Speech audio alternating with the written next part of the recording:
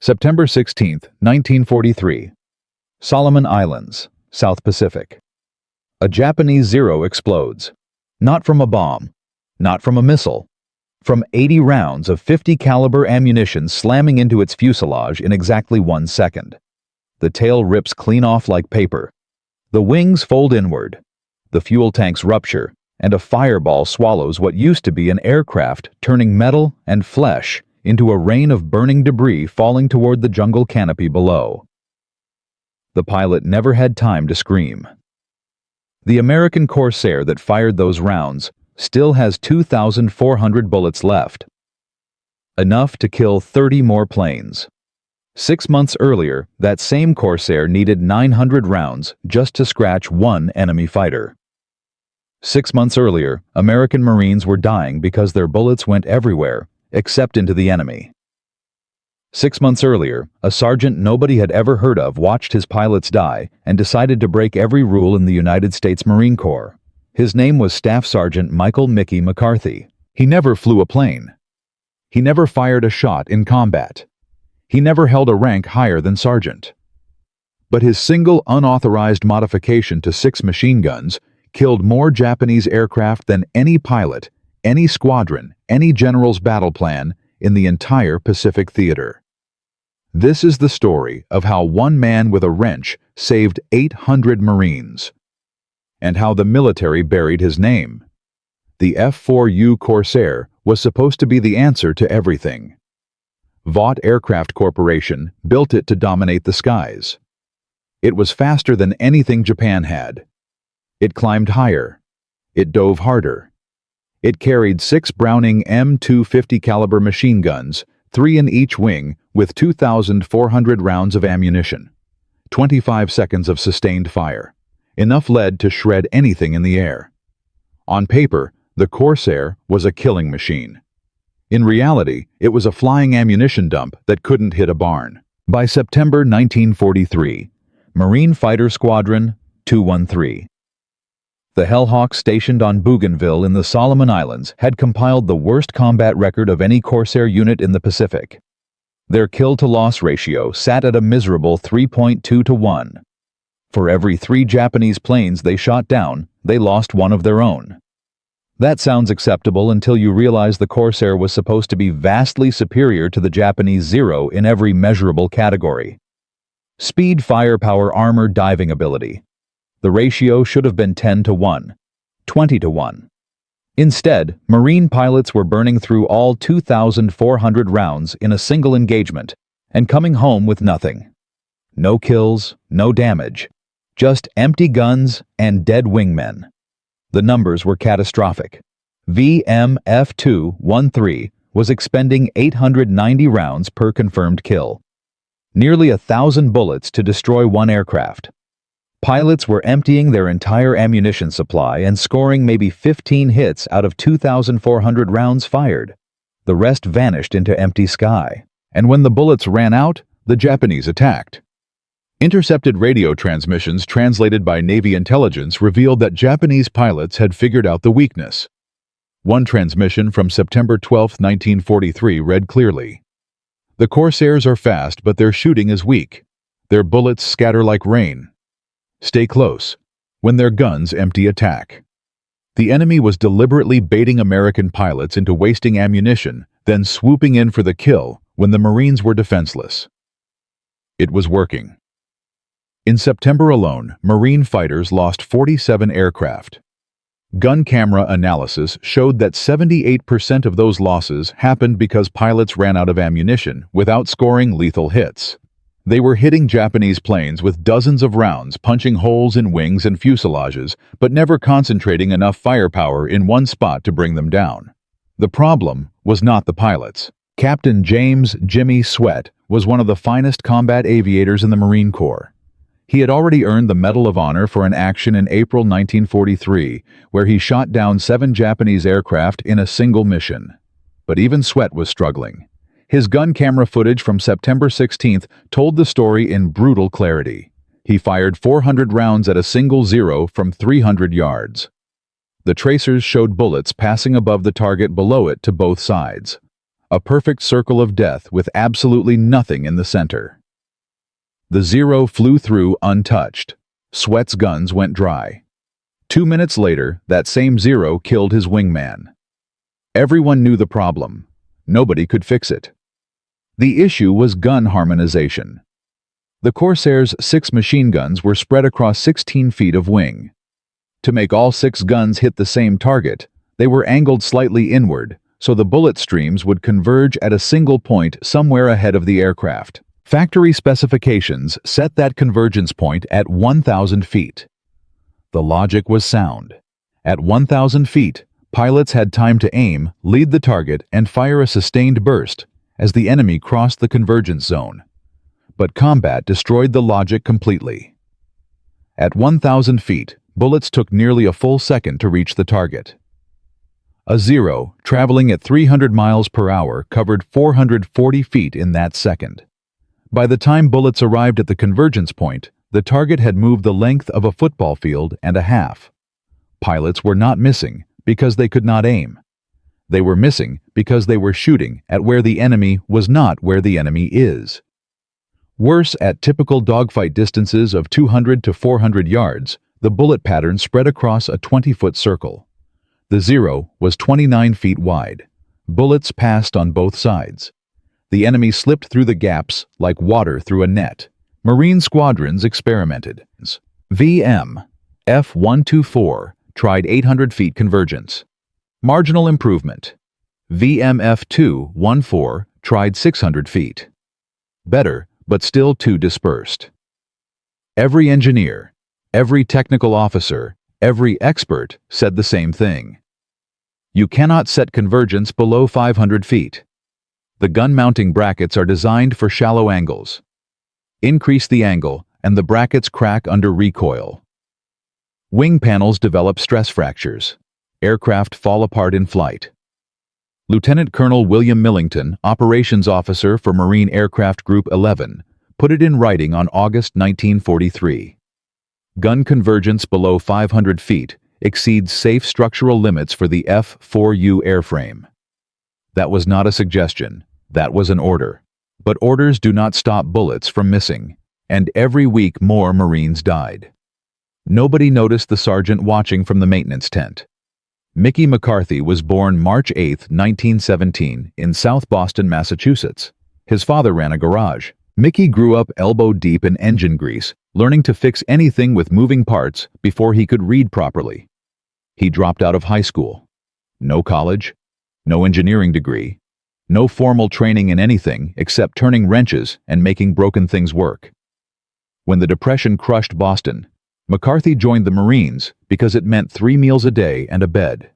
The Corps made him an aviation ordnance man, the lowest rung of the technical ladder. His job was loading ammunition belts, cleaning gun barrels, and making sure firing mechanisms did not jam. He was not a pilot. He was not an engineer. He was not an officer. He was the invisible man who made sure the bullets were ready before someone important pulled the trigger. By September 1943, McCarthy had been with VMF 213 for 8 months. He was good at his job. Guns he maintained never jammed. Ammunition always fed clean. No misfires. But he was watching something the officers and engineers were not watching. He studied every gun camera film that came back from combat. He read every after-action report. He counted the rounds expended versus kills scored. And on the night of September 17th, after watching Captain Sweat's footage of 400 wasted rounds, McCarthy did something no ordnance man was supposed to do. He asked for the Corsair's technical manual. The armory clerk stared at him. Ordnance men do not read engineering specifications. But he handed it over. McCarthy read the gun harmonization section 3 times. Then he walked to the flight line, climbed onto the wing of Corsair Bureau, number 17,883 Captain Sweat's personal aircraft, and measured everything. Distance between outboard and inboard guns. Angle of the mounting brackets. He calculated convergence geometry in his head, using trigonometry he learned aligning car headlights in his father's garage. The answer hit him like a sledgehammer. 300 feet, not 1,000, Not 800, not 500. 300. At 300 feet, bullets reach the target in 1/3 of a second. The Zero moves only 50 feet. Lead calculations become elementary, and all 6 guns deliver their rounds into a space the size of a dinner plate instead of a garbage truck. At 300 feet, convergence with all 6 Corsair guns, firing simultaneously, 80 rounds hit a 6 square foot area in 1 second.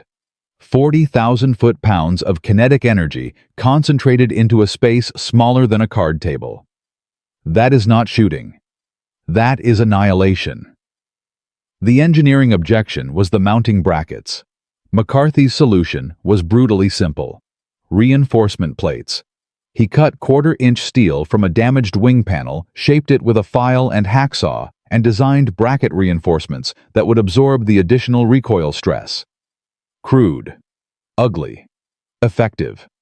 He did not file a modification request. He did not ask permission. He knew exactly what would happen if he went through channels. The request would climb from squadron armorer to maintenance officer to squadron commander to group operations to wing engineering to Bureau of Aeronautics. Committees would debate. Engineers would demand stress analysis. Months would pass. Marines would die. McCarthy grabbed 2 of his ordnance men, Corporal Eddie Wilkins and Private First Class Tommy Reyes, and on the night of September 18, 1943, they rolled Corsair 17883 into the maintenance hangar and went to work. 6 hours. 6 guns. Each one adjusted individually, measured with a wooden jig. McCarthy built from scrap lumber, bore-sighted, using a target frame, set at exactly 300 feet. He welded his reinforcement brackets onto every mount. By 4 in the morning, all 6 guns pointed inward at angles that violated every regulation in the United States Marine Corps. McCarthy test fired 20 rounds per gun into the ocean. The brackets held. No cracks. No failures. When Captain Sweat arrived at the flight line that morning, he stopped dead. The gun barrels were visibly angled inward, far steeper than standard. McCarthy stood at attention and told him everything. 300 feet convergence. Unauthorized modification. Violation of direct orders. Potentially court-martial for both of them. Sweat stared at the guns. He thought about his wingman spiraling into the jungle 3 days ago. He thought about 400 rounds hitting nothing. He thought about the Japanese radio intercept. Their bullets scatter like rain. "What happens if it works?" Sweat asked. McCarthy allowed himself a thin smile. "Sir, you are going to kill everything you look at." 45 minutes later, Sweat was airborne. 4 Corsairs on combat patrol intercepted 9 Zeros escorting 6 dive bombers. Sweat picked a Zero at the rear formation, dove from 18,000 feet, closed past 400 yards without firing past 350, and at exactly 320 feet, he pressed the trigger for 1 second. The Zero did not get damaged. It did not get hit. It disintegrated. The tail section sheared completely off. The fuselage snapped in half. Fuel tanks exploded into a fireball so massive Sweat had to bank hard right to avoid the debris cloud. Second Zero, 300 feet. 1 second burst. The left wing ripped away. The aircraft spun inverted and fell. Third Zero, 280 feet. Half-second burst. The cockpit exploded. 3 kills. 45 seconds. 200 rounds expended. Sweat still had over 2,000 rounds in his guns. By the time the engagement ended, 4 minutes later, VMF-213 had shot down 8 Japanese aircraft. Sweat alone accounted for 5. He landed with 1,800 rounds remaining, more than half his ammunition, untouched. The flight line went silent when he taxied in. 30 people stood waiting. They had heard the radio transmissions. They stared at the gun barrels angled impossibly inward. Major Wade Britt, the squadron commander, looked at McCarthy and made a decision that changed the war. "Sergeant, can you modify every Corsair in this squadron by tonight?" Lieutenant Colonel Millington erupted. "Unauthorized modification. Violation of structural limits. Court-martial. Insubordination." Britt did not blink. "Colonel, if it works, court-martial me. If it does not work, the Japanese will kill us anyway. McCarthy, do it. Every aircraft, 300 feet. Tonight." McCarthy and his crew worked through the entire night. By dawn on September 20th, 22, Corsairs had guns harmonized to 300 feet with reinforced mounting brackets. The Hellhawks were armed with a weapon the Japanese had never seen. And the Japanese were about to find out what concentrated death felt like. But converting one squadron was only the beginning. The real battle was not against Japan. It was against the United States military bureaucracy that wanted McCarthy court-martialed, his modifications ripped out, and his career destroyed. The engineers were furious. The brass was embarrassed. And somewhere in Washington, men in offices were already writing the order to shut everything down. What happened next would determine whether McCarthy's innovation saved thousands of lives or died in a filing cabinet. That story continues in Part 2. In Part 1, a sergeant named Mickey McCarthy did the impossible. He rewired 6 machine guns on a Corsair fighter to converge at 300 feet instead of the regulation 1,000. Captain James Sweat took that modified plane into combat and destroyed 5 Japanese aircraft in 45 seconds, using 200 rounds. By dawn the next morning, every Corsair in VMF 213 carried McCarthy's modification. The kill ratio jumped from 3-2 to 1 overnight. But one squadron's success means nothing if the entire Marine Corps does not adopt it. And here is where the real enemy appears. Not Japan, not the Zero, the United States military bureaucracy. Within 72 hours of McCarthy's modification going operational, 3 separate investigations were opened against VMF 213. One from Marine Aircraft Group 11 Engineering. One from 1st Marine Aircraft Wing Safety Inspection. One from Bureau of Aeronautics in Washington. 3 investigations. 0 interest in the results.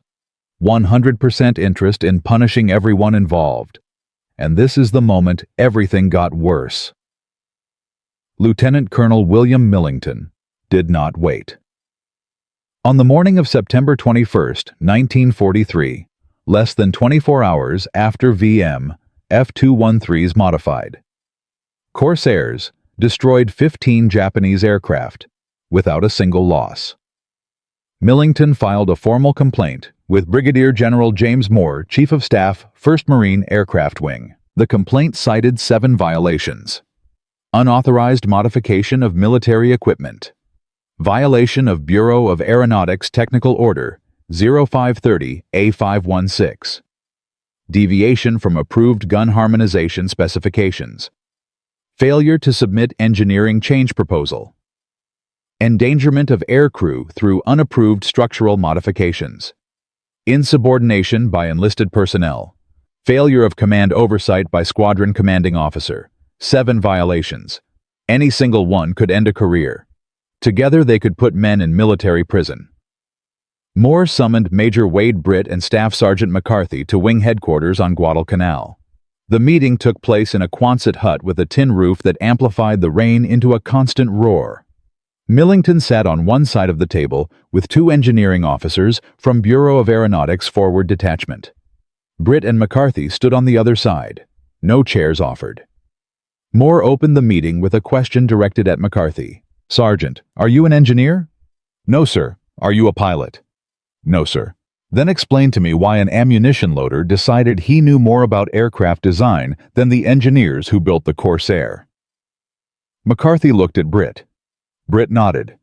McCarthy spoke. "Sir, the engineers built the guns to converge at 1,000 feet. At 1,000 feet, bullets take almost a full second to reach the target. A Japanese Zero travels 440 feet in 1 second. Pilots are not missing because they cannot shoot. They are missing because the convergence point is set for a target that does not exist by the time the bullets arrive. At 300 feet, flight time drops to 1/3 of a second. The target moves 50 feet instead of 440. Hit probability increases by approximately 400%. Millington interrupted. And structural integrity decreases to 0. Those mounting brackets are rated for convergence angles corresponding to 500 feet minimum. You exceeded that by 40%. The recoil stress alone. Sir McCarthy said I reinforced every bracket with quarter-inch steel plate welded directly to the wing spar attachment points. I test-fired each gun at full cyclic rate, 100 rounds per gun. No deformation, no cracking, no measurable stress on the wing panels. You test-fired. Millington repeated. With what equipment? What strain gauges? What metallurgical analysis? I used my eyes, sir. And a flashlight. The room went silent. Millington turned to Moore. General, this sergeant reinforced structural gun mounts with scrap metal and verified the results with a flashlight. This is not engineering. This is recklessness. I recommend immediate grounding of all modified aircraft and disciplinary action against everyone involved. Moore looked at the file in front of him. It contained 2 documents. Millington's 7-count complaint and VMF 213's after-action report from September 20th. 15 enemy aircraft destroyed. 0 friendly losses. 180 rounds per kill versus 890 before modification. General Moore did not make a decision that day. He ordered all modified Corsairs grounded pending engineering review. He ordered McCarthy confined to quarters. And he scheduled a formal evaluation for September 28th, 1 week away. 1 week. 7 days in which VMF 213's pilots would fly with the old 1,000-foot convergence, while Japanese bombers pounded Allied positions on Bougainville. 7 days of Marines dying because bureaucracy needed paperwork. But McCarthy found an ally no one expected. Captain Harold Hal Fredericks was not a fighter pilot. He was a maintenance engineering officer assigned to Marine Aircraft Group 11, technically one of Millington's subordinates. He was also the only officer on Guadalcanal, with a degree in mechanical engineering from M1T. Fredericks had seen McCarthy's gun camera footage comparison the before and after from Sweat's Corsair. He had studied McCarthy's reinforcement bracket design, and unlike everyone else in the room, he understood exactly why it worked. The standard brackets were over-engineered for their original purpose, Fredericks told Britt privately on September 22nd. McCarthy's reinforcement actually distributes recoil force more evenly than the factory design. The scrap steel he used is thicker gauge than the original mounting plates. His modification does not weaken the wing. It strengthens it. Fredericks volunteered to conduct the formal stress analysis that Millington demanded. He worked for 3 days straight, disassembling 1 modified gun mount, measuring metal thickness, calculating shear forces, running numbers by hand, because there were no computers on Guadalcanal. His report submitted September 25th concluded that McCarthy's reinforced mounts could withstand convergence angles equivalent to 200 feet, a full 100 feet closer than McCarthy had set them. But the report alone was not enough. Millington dismissed it as biased. One sympathetic engineer does not override Bureau of Aeronautics specifications, he said. Moore needed more. He needed proof that could not be argued with. He needed a demonstration. On September 27th, Moore issued the terms. 1 aircraft, 1 test, supervised by Millington's engineering staff. If the gun mounts showed any structural failure, cracking deformation metal fatigue, after 500 rounds per gun at full cyclic rate, every modification would be removed and formal charges would proceed. If the mounts held, Moore would consider authorizing a combat trial. 1 chance. 3,000 rounds. Pass or fail. McCarthy's career, Britt's career, and the lives of every Marine pilot in the Solomons hanging on scrap steel and welded brackets. McCarthy had 12 hours to prepare. September 28, 1943. 0600 hours. Henderson Field, Guadalcanal. The sky was overcast, heavy clouds sitting low over the palm trees. Rain threatened, but had not started.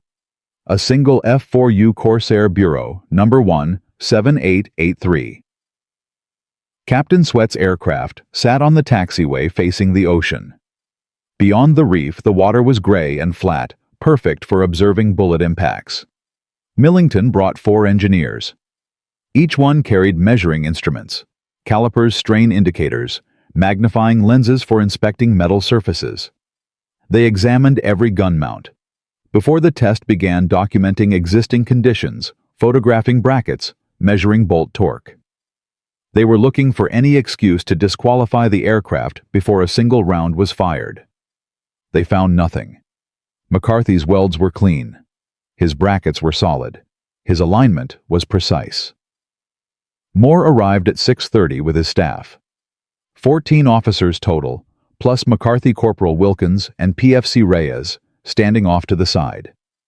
Britt was there. Fredericks was there. Sweat was there in his flight suit, ready to fly if the test required airborne firing.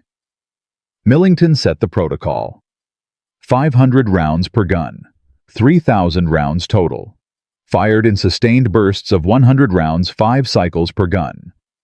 After each cycle, engineering staff would inspect the mounts for deformation.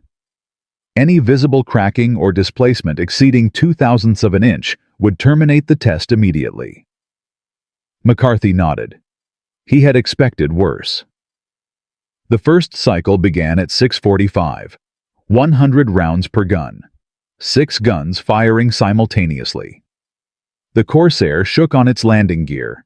Tracers streaked across the water in a tight formation, impacting in a cluster that sent 6 geysers of white water erupting within a space no larger than a dining table. Even from 30 yards away, the concentration of fire was visible. 6 streams of bullets converging into what looked like a single solid beam of light.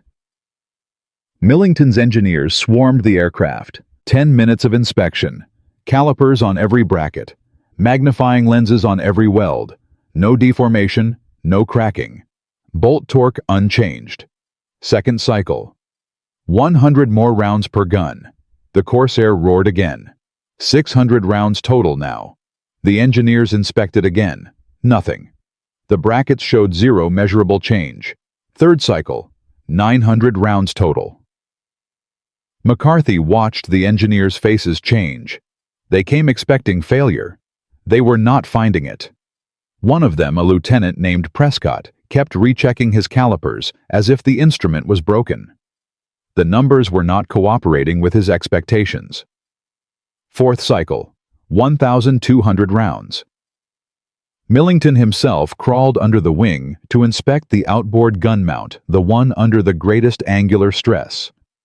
He spent 5 minutes with a magnifying lens pressed against the weld joint. When he stood up, his uniform was streaked with oil and his expression was blank. Fifth and final cycle, 500 rounds per gun complete, 3,000 rounds total. Every gun fired at maximum cyclic rate, the equivalent of 6 full combat loads. The engineers did their final inspection. 20 minutes of silence except for the clicking of calipers and the scratch of pencils on clipboards. McCarthy stood motionless.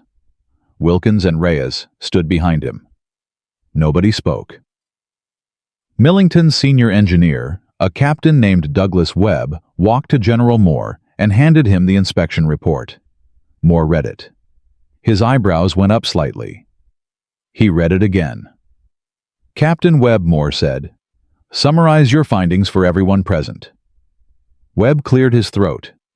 He did not look at Millington. "Sir, after 3,000 rounds fired at full cyclic rate with gun convergence set at 300 feet, all 6 mounting brackets show 0 measurable deformation. 0 cracking. 0 bolt displacement. Weld integrity is 100%. Wing panel stress indicators show no abnormal loading." He paused. "The modification is structurally sound."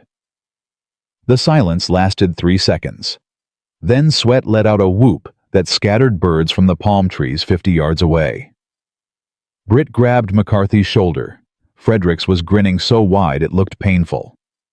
Millington said nothing. He picked up his clipboard, turned, and walked back toward the engineering tent without a word. Moore looked at McCarthy. "Sergeant, your modification is approved for combat trial. I am authorizing VMF 213 to operate with 300-foot convergence effective immediately." He paused. "I am also requesting that Marine Aircraft Group 11 evaluate squadron-wide adoption within 30 days. McCarthy snapped to attention. "Thank you, sir." Moore allowed himself a small smile. "Do not thank me. Show me results." The results came faster than anyone anticipated. Between September 28th and October 15th, 5 MF-213 flew 47 combat missions with McCarthy-modified Corsairs. They engaged Japanese aircraft in 31 of those missions. They shot down 68 confirmed enemy aircraft. They lost 2 Corsairs, a kill ratio of 34-1. The previous 18-day period before McCarthy's modification, 5 MF-213 had shot down 11 aircraft and lost 4, a ratio of 2.75-1. The improvement was not incremental, it was exponential. Kill ratio increased by over 1,000%. Ammunition expenditure per kill dropped from 890 rounds to 174. Pilots were completing missions with more than half their ammunition remaining, giving them reserves for defensive maneuvering and secondary engagements. But proving it worked in one squadron and deploying it across the entire Pacific theater were completely different battles. Marine Aircraft Group 11 approved the modification on October 3rd. But MAG-12, MAG-14, and MAG-24 all refused. Their engineering officers cited the same concerns Millington had raised. Each group demanded its own independent testing. Each group wanted its own stress analysis. Each group generated its own mountain of paperwork. McCarthy could not be in 4 places at once. Britt could not order other squadrons to comply. Even General Moore's authority extended only to his own wing. The modification was spreading at the speed of bureaucracy, while Marines were dying at the speed of combat. McCarthy took matters into his own hands again. With Britt's unofficial blessing, he wrote a 6-page modification guide, step-by-step instructions with measurements, materials, specifications, and testing protocols that any competent ordnance man could follow. Fredericks added engineering calculations and stress analysis data. They printed 40 copies on the base mimeograph machine and mailed them to every Marine fighter squadron in the Pacific. It was not authorized. It was not official. It was exactly what was needed. By October 10th, ordnancemen in 5 additional squadrons had performed the modification on their own initiative following McCarthy's guide. VMF-214. Pappy Boyington's Black Sheep was among the first. Boyington himself called it the single most important tactical improvement of the war. By October 25th, 12 squadrons were running 300-foot convergence. By November 1st, every F-4U Corsair in the Solomon Islands carried McCarthy's modification. The Japanese noticed immediately. Intercepted communications from late October showed increasing panic. A transmission dated October 28, 1943, warned all Japanese fighter units in the Central Solomons. The American Corsairs have changed their weapons. Previous evasion tactics are no longer effective. Their fire is concentrated like a beam. If they point at you, you are dead. Avoid engagement below 500 meters altitude. If engagement is unavoidable, ram the enemy aircraft rather than attempt to outmaneuver. Ram rather than fight. The Japanese were telling their pilots to commit suicide rather than face McCarthy's guns. The modification was not just killing aircraft, it was destroying the enemy's will to fight. Between October 1st and December 31st, 1943, Marine Corsair squadrons across the Solomons campaign shot down 487 confirmed Japanese aircraft while losing 43 of their own. A theater-wide kill ratio of 11.3-1. Ammunition efficiency improved by 368%. Pilot casualties dropped from 4.7 killed per week to 1.2. 1 sergeant, 1 wrench, 1 modification that the entire engineering establishment said was impossible. But success on the battlefield created a new enemy. Washington was watching. The Bureau of Aeronautics had spent millions of dollars designing the Corsair's gun harmonization system. An enlisted man with no engineering degree had just proven their entire design philosophy wrong. Careers were at stake, reputations were on the line, and someone in a Pentagon office decided that if they could not discredit the modification, they would do something worse. They would take credit for it. On November 15, 1943, a classified memorandum landed on Major Britt's desk. Bureau of Aeronautics was dispatching a technical evaluation team to the Pacific. Their mission was to study the 300-foot convergence modification and prepare an official implementation manual. McCarthy's name was nowhere in the document. The modification was referred to as Field Expedient Gun Harmonization Adjustment, identified during Routine Engineering Review. Routine Engineering Review. As if McCarthy never existed. As if the sergeant who changed the war was invisible. And that was not even the worst part.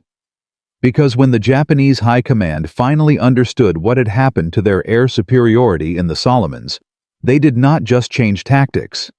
They changed strategy. Intelligence reports intercepted in late November indicated something that sent chills through Allied command. Japan was accelerating production of a new fighter aircraft specifically designed to counter concentrated firepower. Faster, more maneuverable, capable of absorbing more damage. The Kawanishi N-1K Shiden, codenamed George, was being rushed to frontline squadrons 3 months ahead of schedule. McCarthy's modification had changed the war. Now the war was changing back. And the real battle, the one that would determine whether the Allies maintained air superiority in the Pacific for the rest of 1944, was just beginning. That story continues in Part 3. A sergeant with no engineering degree rewired 6 machine guns. A squadron of Marine pilots went from wasting 900 rounds per kill to needing less than 200.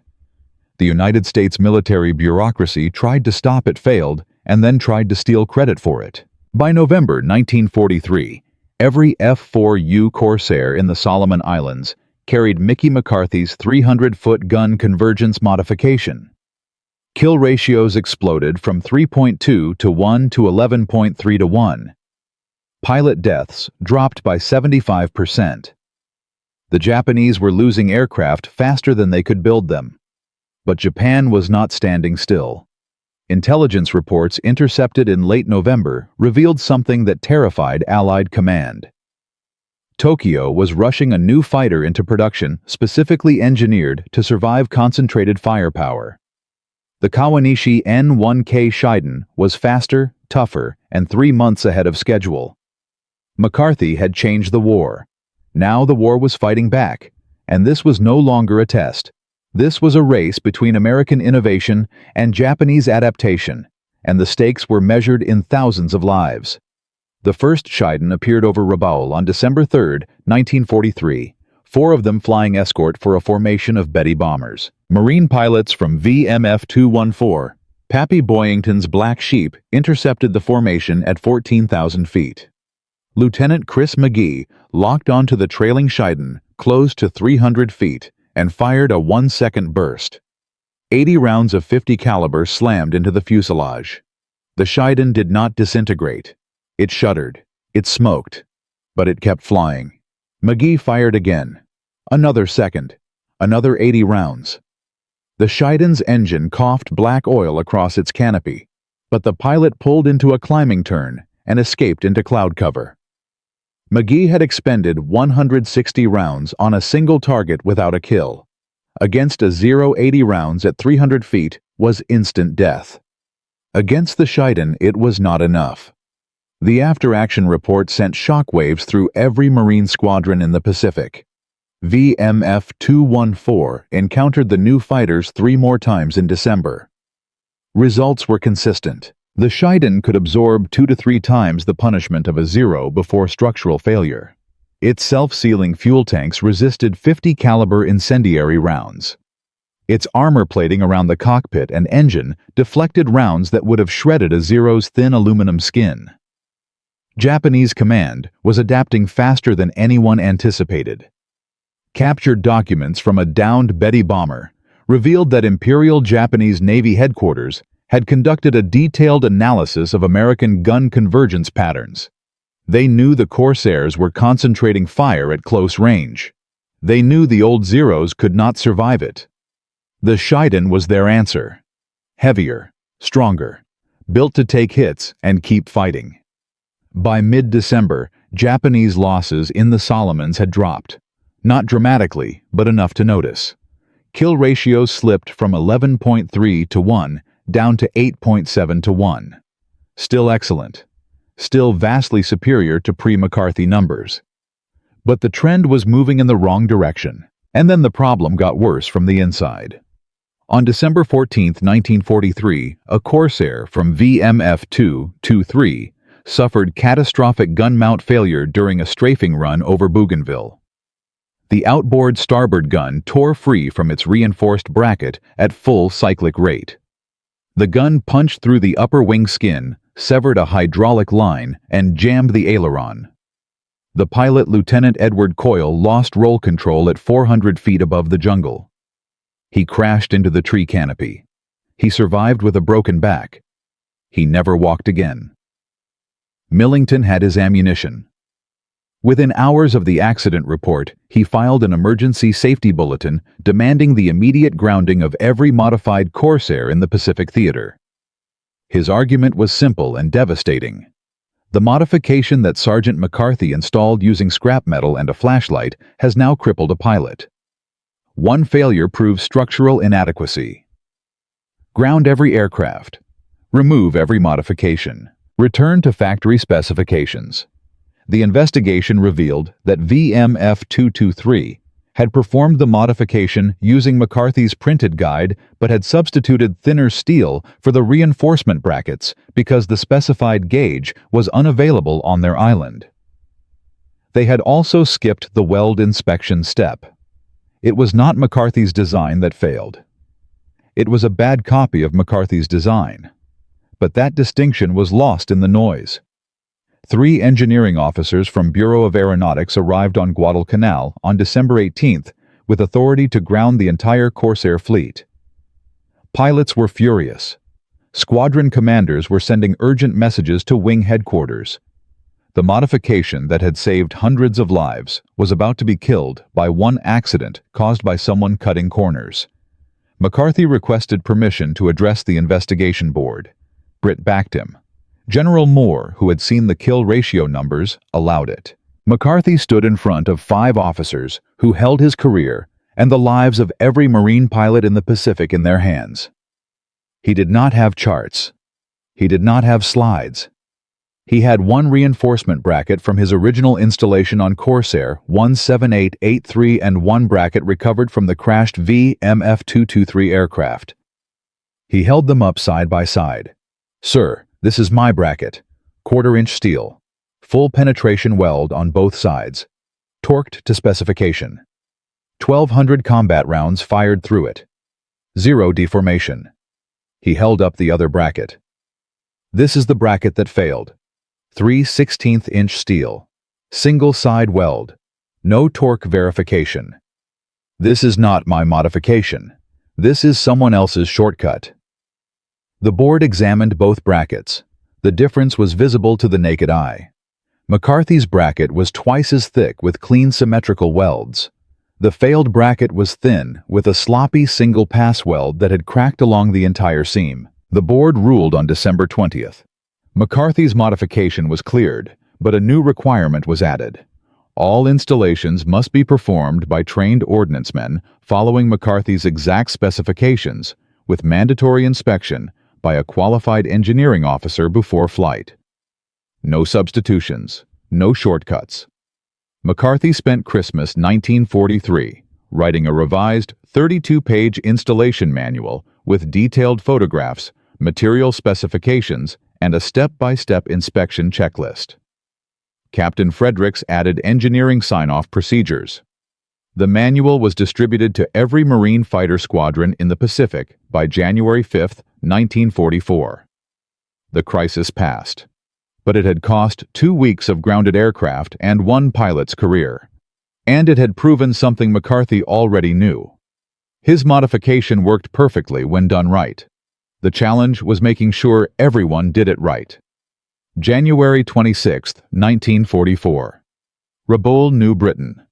The largest Japanese airbase in the South Pacific. Allied command had been softening Rabaul with air raids for months, but Japanese air defenses remained fierce. Over 200 aircraft were based there, including 40 of the new Shiden fighters. Every previous raid had cost the Allies between 5 and 12 aircraft. Rabaul was a fortress in the sky. On this day, 64 Marine Corsairs from 5 squadrons launched from 3 different airfields across the Solomons. Every single aircraft carries McCarthy's 300-foot convergence modification installed to specification with inspected brackets. It is the largest Marine fighter operation of the Pacific War to date. McCarthy watches them take off from Henderson Field. He cannot fly with them. He loads the last ammunition belts, checks the last gun alignments, and stands on the runway as the roar of Pratt & Whitney engines fades into the distance. The Corsairs arrive over Rabaul at 0845 hours. Japanese radar has detected them. 36 Zeros and 14 Shidens scramble to intercept. 50 enemy fighters against 64 Corsairs. Nearly even numbers. In the old days before McCarthy, this would have been a bloodbath on both sides. It is a bloodbath, but only on one side. VMF-213 leads the first wave. Captain Sweat dives from 20,000 feet onto a formation of 8 Zeros climbing to intercept. 300 feet. 1 second burst. The lead Zero explodes. He shifts to the wingman. Half-second burst. The canopy shatters. He rolls onto a third Zero banking left. 1 second. The wing folds and the aircraft tumbles. 3 kills in 20 seconds. Below him, VMF-214 engages the Shidens. These are the tough ones, the ones built to survive. Boyington himself picks the lead Shiden and closes to 250 feet, 50 feet closer than standard convergence. He fires a 3-second burst. 240 rounds concentrated into a space smaller than a manhole cover. The Shiden's engine block cracks in half. Oil and coolant spray across the sky in a black mist. The fighter rolls inverted and dives into the sea. Even the Shiden cannot survive 240 rounds in 3 seconds at point-blank range. Nothing can. The battle over Rabaul lasts 38 minutes. Marine Corsairs shoot down 29 Japanese aircraft.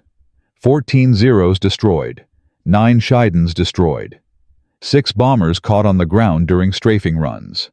American losses are 2 Corsairs, both to anti-aircraft fire from ground batteries, not to enemy fighters. 29-2. A kill ratio of 14.5 to 1 in a single engagement. Lieutenant Robert Hansen accounts for 4 kills in 7 minutes.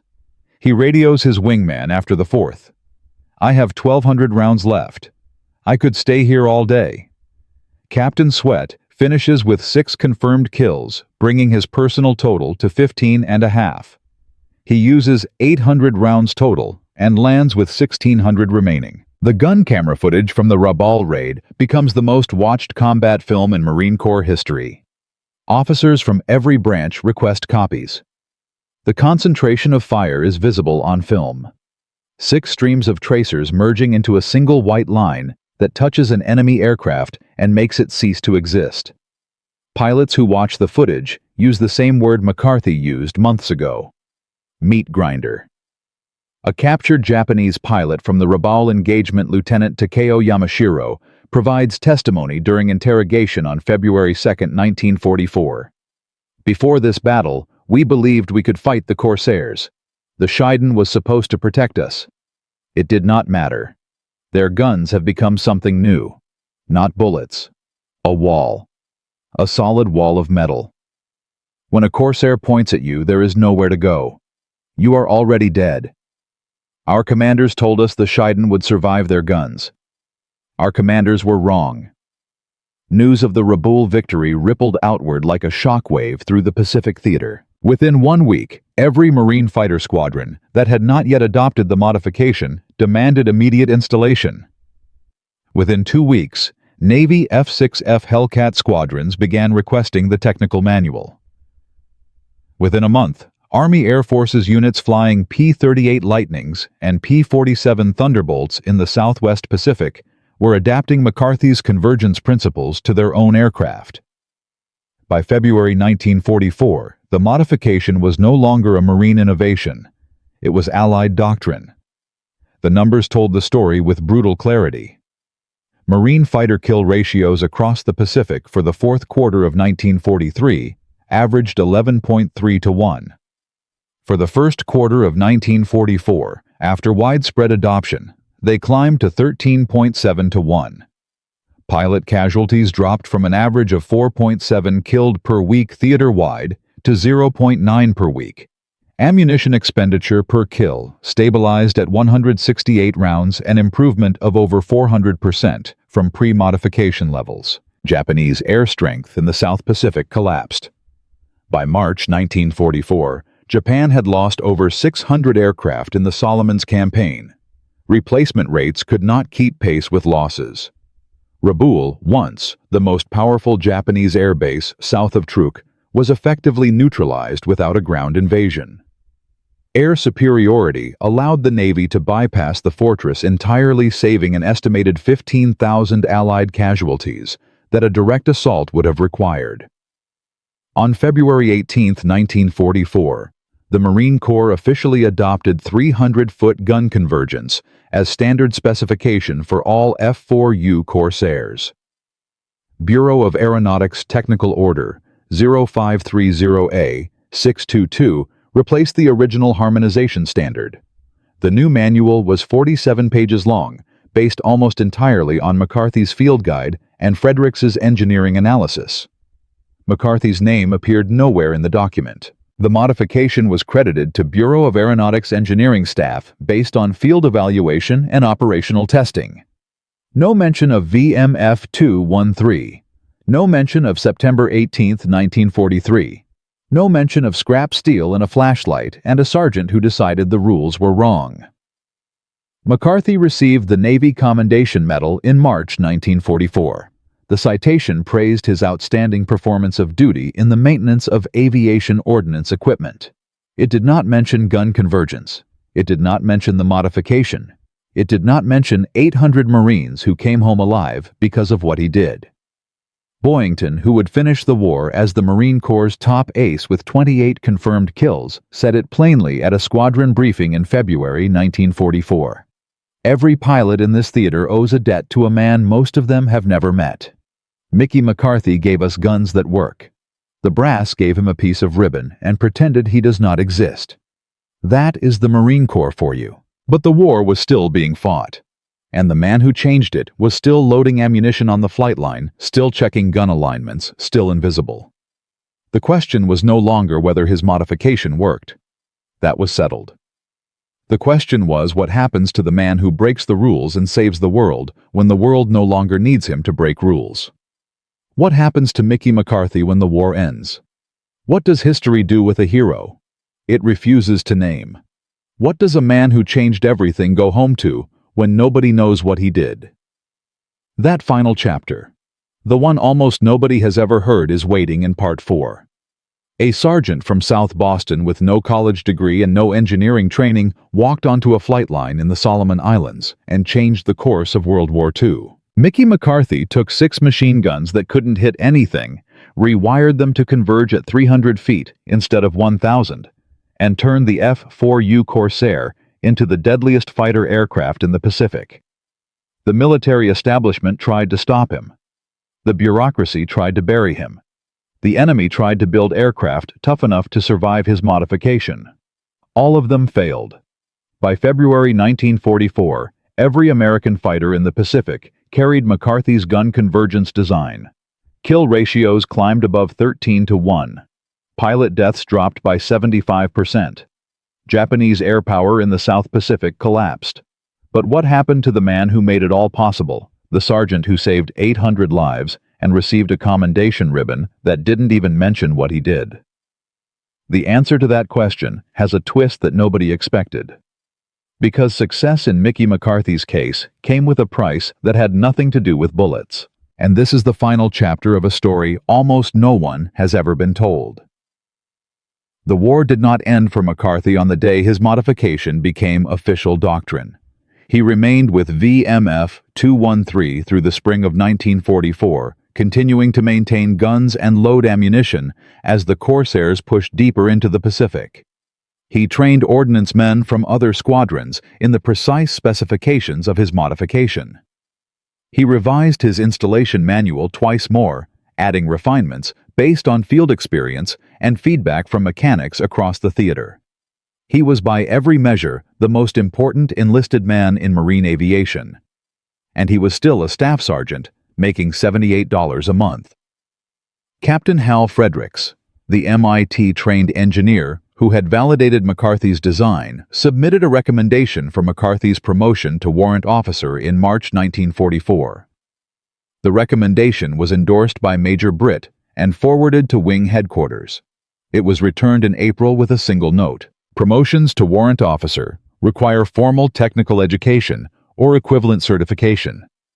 Staff Sergeant McCarthy does not meet minimum educational requirements. The man who had designed a modification that Bureau of Aeronautics engineers could not improve upon was denied promotion because he did not have a college degree. The system he had beaten with a wrench and a flashlight beat him back with a piece of paper.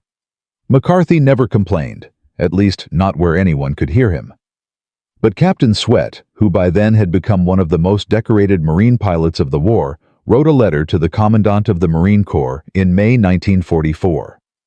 The letter was 3 pages long. It detailed McCarthy's contribution. It listed the kill ratios before and after modification. It named the pilots who were alive because of what McCarthy had done.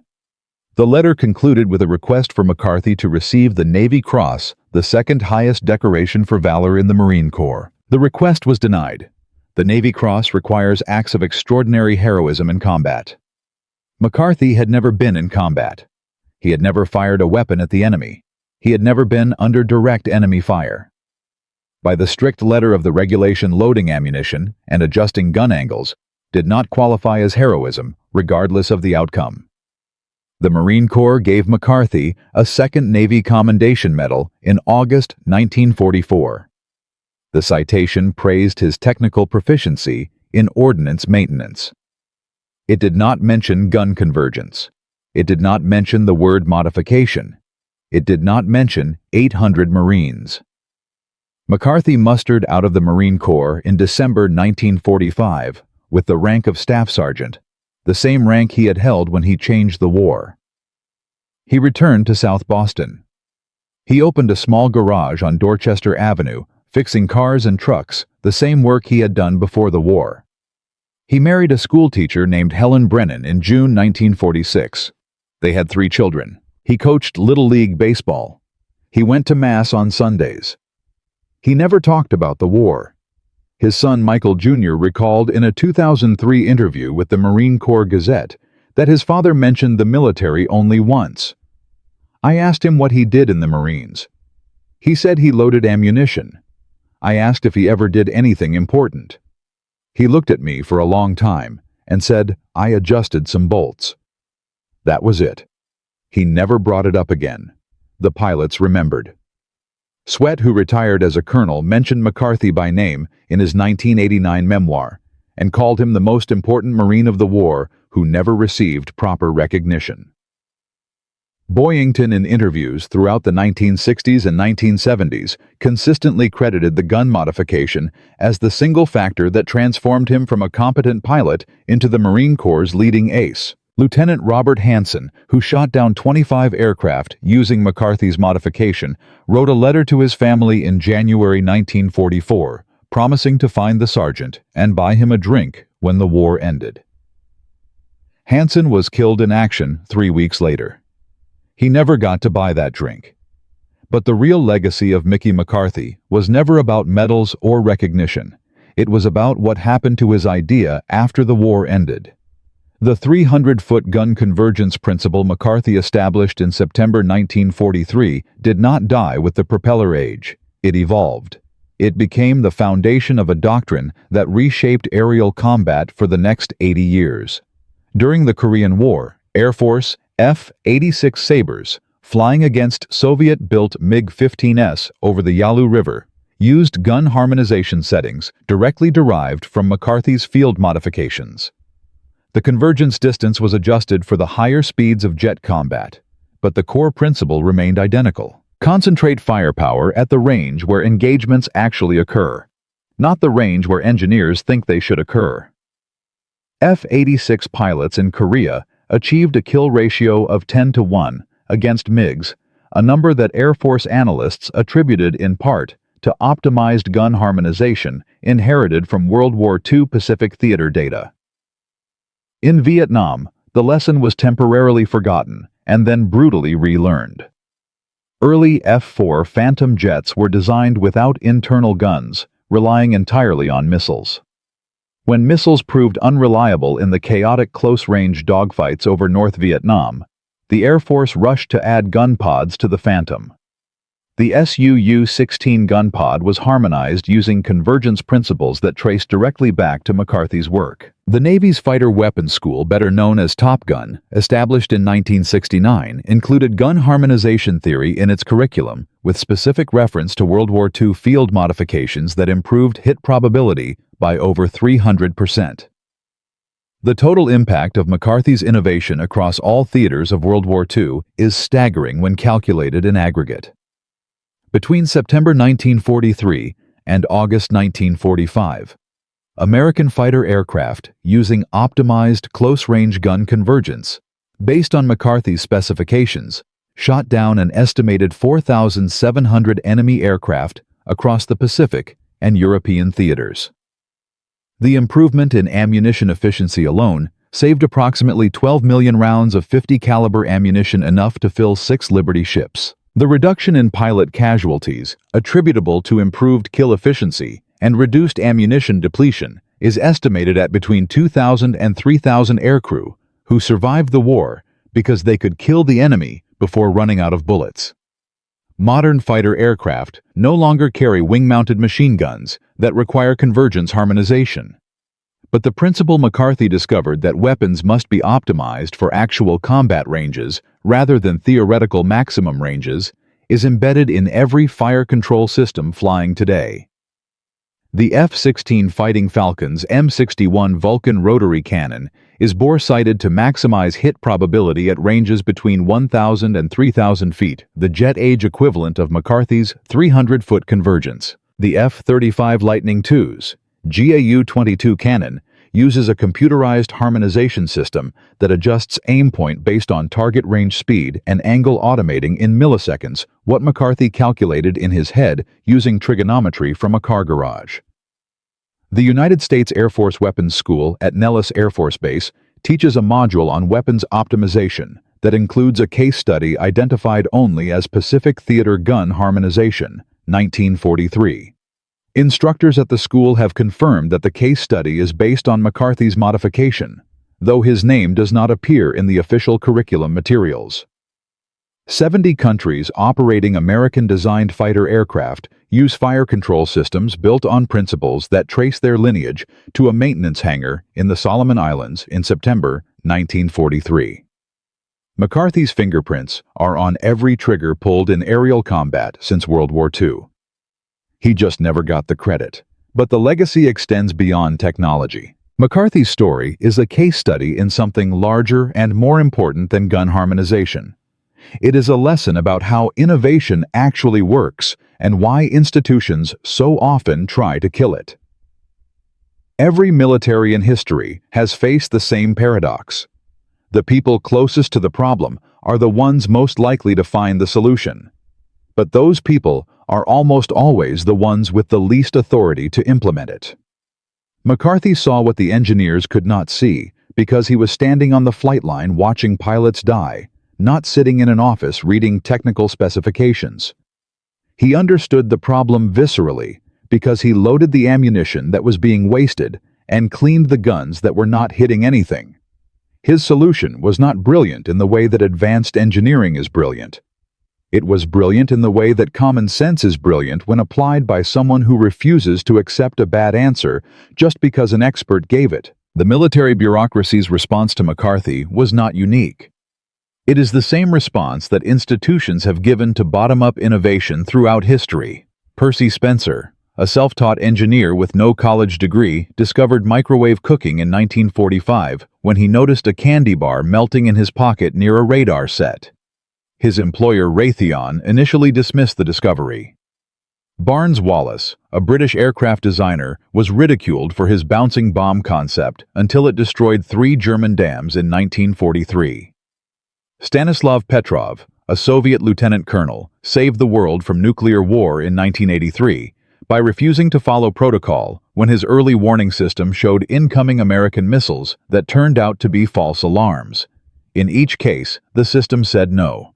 In each case, the individual said yes. In each case, the individual was right.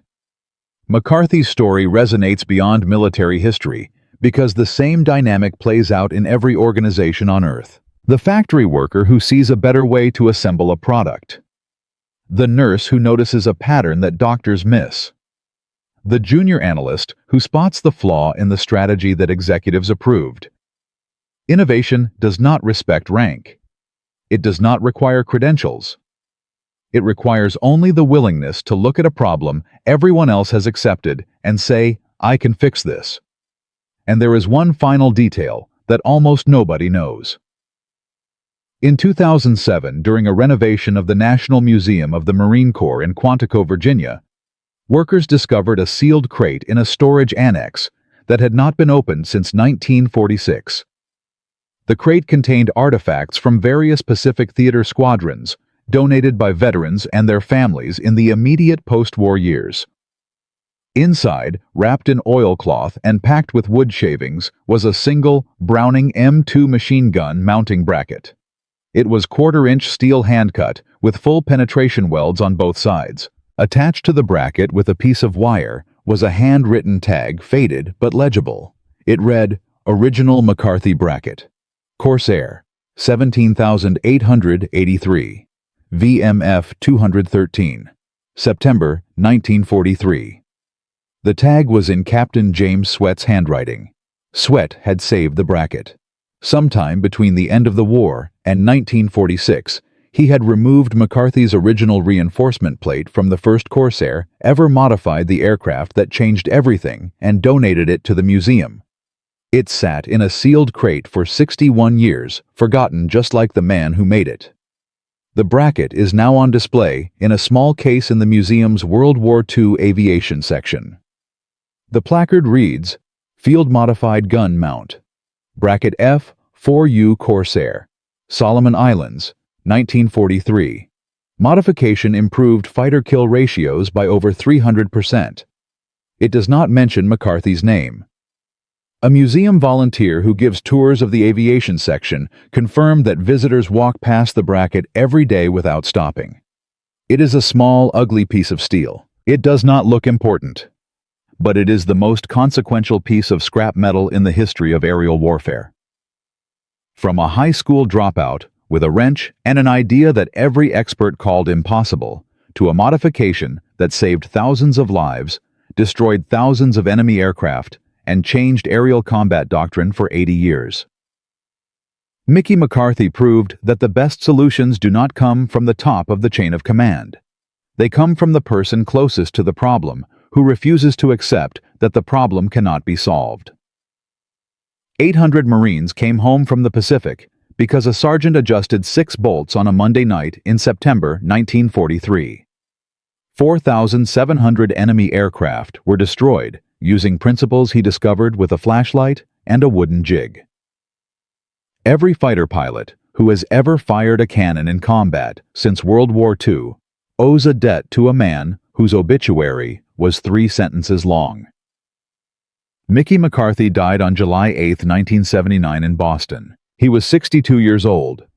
The Boston Globe printed his name, his age, and the fact that he was a Marine veteran. Nothing else. No mention of gun convergence. No mention of the Solomons. No mention of the 800. If you know a story like this, someone who changed everything and was forgotten, share it in the comments. History is full of Mickey McCarthy's people who broke the rules because the rules were wrong and saved lives because saving lives mattered more than following orders. This is just one of hundreds of innovations born in the chaos of World War II that deserve to be remembered. Subscribe because there are more stories like this one. Stories of welders and mechanics and cooks and farmers who looked at impossible problems and solved them with nothing but courage, common sense, and the refusal to accept no for an answer. Remember Mickey McCarthy. Not because he was a hero in the way the world usually defines heroes. He never charged a machine gun nest. He never led men into battle. He never flew through enemy fire. He was a sergeant who loaded bullets and tightened bolts and saw a problem that everyone else had given up on. And he fixed it. That is the most dangerous weapon in any war. Not a gun, not a bomb, not an aircraft. A person who knows how to make things work and has the courage to prove it. 800 Marines lived because of Mickey McCarthy. The least we can do is remember his name.